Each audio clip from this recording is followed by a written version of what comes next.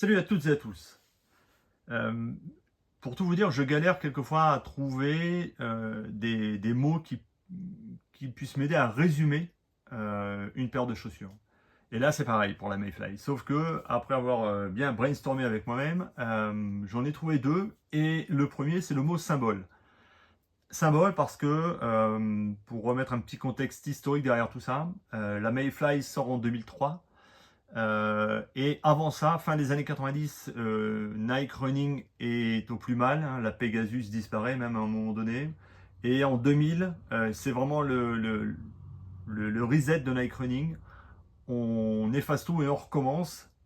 Et il y a une gamme symbolique de tout ça, c'est les Bowerman Series.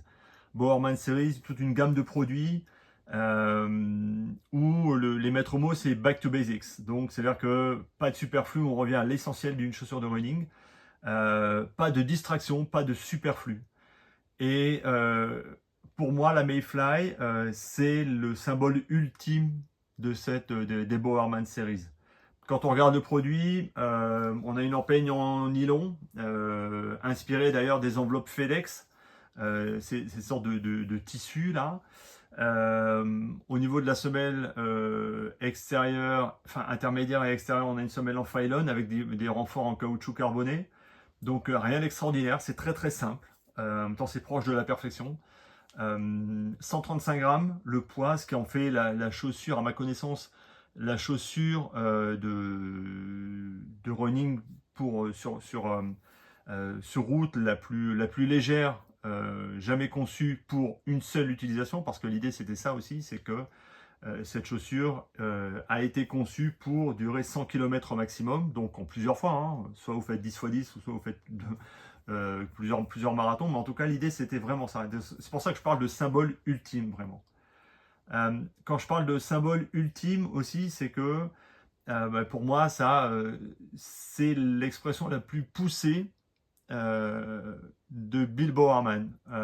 Parce que Bowerman, dans son idée de créer des chaussures, j'ai retrouvé une phrase qu'il avait dite il y a très très longtemps, c'est que lui, il voulait des chaussures tellement légères que s'il le pouvait, il enfoncerait simplement des clous dans le pied nu euh, pour qu'il n'y ait pas de distraction et pour que le runner puisse être le plus efficace possible en enlevant du poids. Alors évidemment, évidemment c'est pas possible et c'est un doux rêve, mais en tout cas, c'est pour ça que je parle de symbole ultime.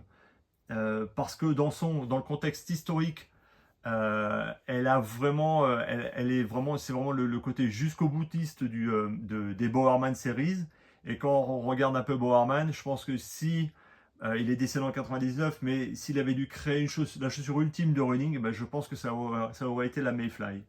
Donc voilà les raisons qui font que j'aime cette paire de pompes.